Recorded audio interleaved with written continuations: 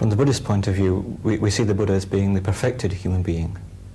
But how can we be sure that the Buddha actually attained this perfection? You know, if we're going to be engaged in offerings and worship to the Buddha, then surely we must be, you know, certain of that. We can't be sure. We can't know it in the same way that we know, for instance, that in cold water is cold when we drink it. Right. We don't have as yet that sort of knowledge. We don't have faith in the sense of blind faith. But we have a reasonable confidence when we read the records of the Buddha's life and the lives of his disciples through the ages. We have a reasonable confidence that yes, the Buddha did achieve something, the Buddha did attain something above and beyond what we ourselves at least have attained.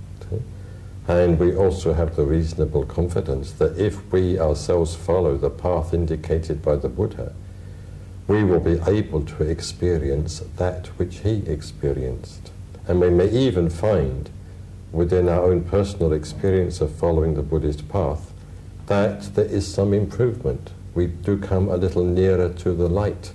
And because we come a little nearer to it, we feel, well, we're able to come a little nearer still, and nearer still, until perhaps we come to the very threshold of enlightenment itself. We have this sort of reasonable confidence. But we don't have an absolute knowledge that the Buddha is enlightened. But some people won't even take the first step unless they have some sort of surety of the experience of the Buddha. You can't have that.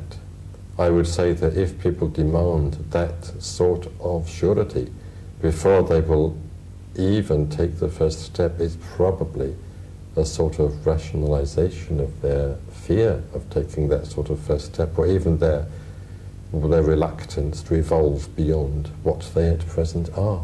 So looking at the life of the Buddha, what confidence can we take from, well, in order that we can take that first step? I think it isn't just a question of looking at the life of the Buddha, but looking at the lives of those who have been influenced by the life of the Buddha, down the ages, I mean, even down to the present day, and seeing how, in a way, it all fits together. They're all speaking about the same thing, because presumably they're all having the same kind of experience. They're all speaking about wisdom, they're all speaking about compassion. They're all showing wisdom and compassion in their lives, right down through the ages. As I said, right down to the present day.